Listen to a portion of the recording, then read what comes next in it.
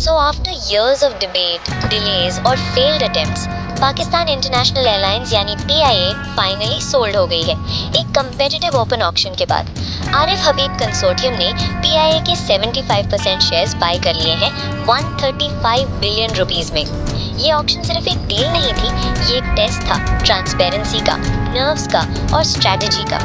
Auction start हुआ ₹115.25 billion से, जो सिर्फ ₹250 बिलियन ज्यादा था आरिफ हबीब कंसोर्टियम की हाईएस्ट इनिशियल बिड से। लकी सीमेंट कंसोर्टियम ने भी स्ट्रॉन्ग एंट्री दी। दोनों ग्रुप्स के बीच इंक्रीमेंटल बिडिंग चलती रही।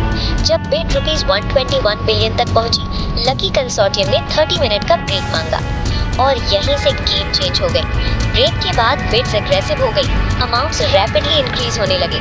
लकी कंसोर्टियम ने ₹134 बिलियन तक पहुंचा दिया, लेकिन फिर आरिफ हबीब ग्रुप ने फाइनल ब्लो दिया ₹135 billion, 128 billion, 129 billion, 133, 131 billion, 132 billion, 133, 134 billion, 135 billion. Lucky Consortium, your turn to consider. We would like to congratulate Arif Habib Consortium.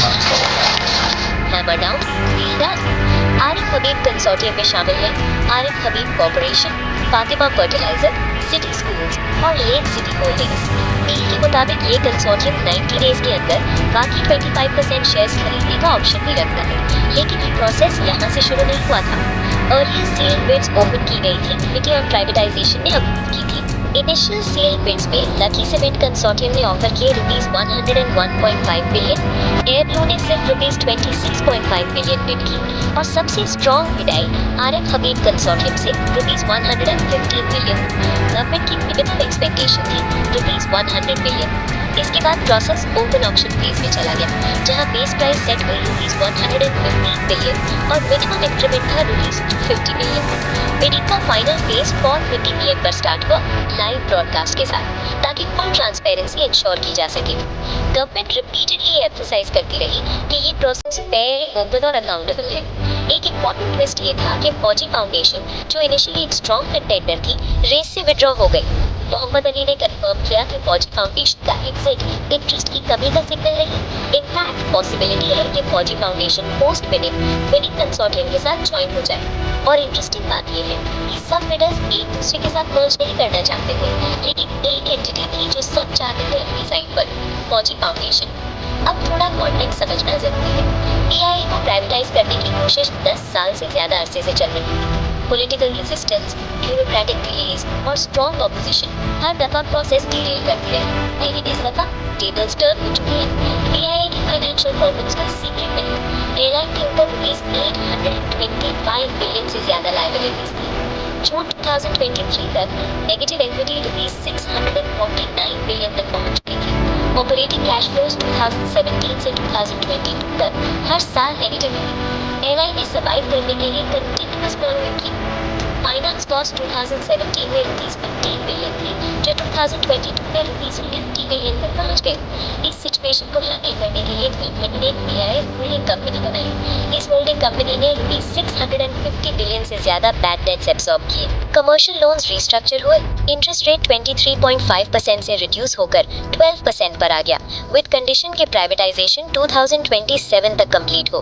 अगर डील डिले होती, बैंक्स को राइट मिलता है टर्म्स रिवाइज करने का।